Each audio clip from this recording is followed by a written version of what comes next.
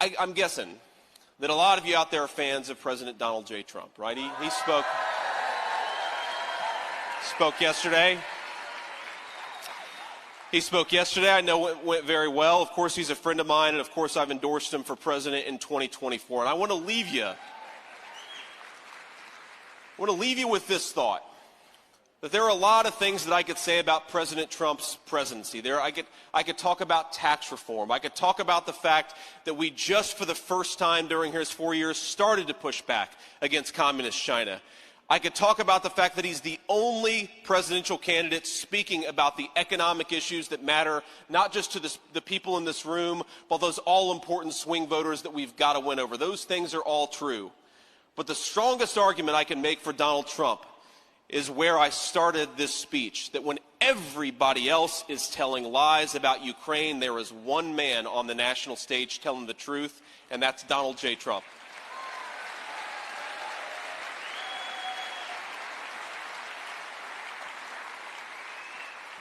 You know, there was a really important moment during the presidential campaign, something that I would encourage you all, go home, go to Rumble or YouTube or whatever you watch your videos on, and go and find this clip. It was Donald Trump at the CNN town hall. You remember this a couple months ago?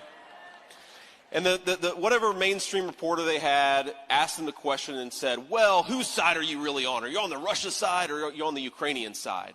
And of course, that's a stupid answer. I'm on America's side. That should be our answer, right? We should always say we're on America's side. We can like the Ukrainians. We can not like the Russian aggression. We're on America's side. That's the only answer we should expect from our future president.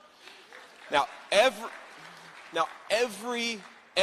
politician that I know, at least on a national stage, maybe even myself, would have taken the bait, right? They would have taken the reporter's bait, but Trump didn't.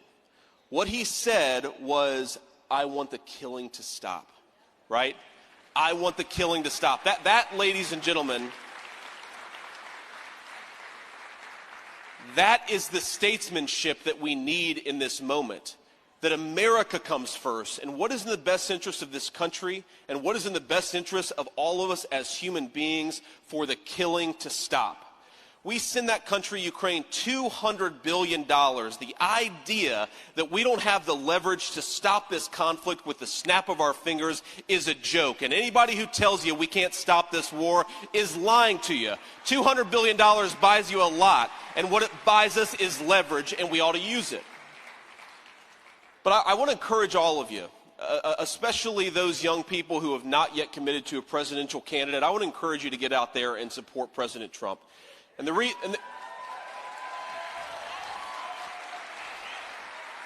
look, the reason is simple. There is a species of establishment Republican that if you told me this 2 years ago, I might not even have believed you that this person exists, but they do. Now, you all know them. They're the establishment hack in Washington, D.C. They put the Ukrainian flag in their Twitter bio or their Facebook profile. They care far more about the people who live 6,000 miles away than they do about the citizens of their own country. We all know these people. Of course, I've been exposed to them a lot in the last 6 months because I've been in Washington, D.C. all about 6 months. But you know what I find so interesting about those people is how they never have that compassion for the citizens of their own country. For the mom who's mourning a son who died of a fentanyl overdose, for the young man whose dad has lost years off their life, for the troop who fought and bled and maybe died in a foreign land because America's leaders made a mistake. They never have that same compassion for the citizens of their own country. Well, what I'd ask you to do is to have that compassion, to have that love. When I say America's not just a nation of ideas, what I mean is this whole American project doesn't work unless you feel it deep in your bones, that love of your fellow citizens, of your countrymen. When you read about our great historical moments, you need to feel not just that they did heroic things, but that they were your people building something heroic that you and your children and your grandchildren deserve to inherit.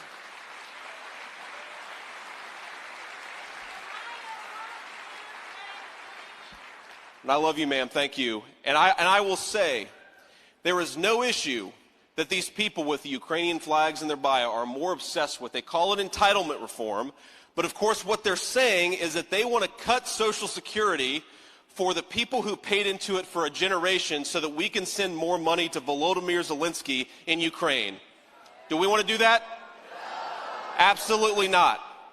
And the one person who's standing against it on the national stage right now is Donald Trump. So here's my message to all of you, and here is our message to everybody who's listening, whether you're in this room or on television.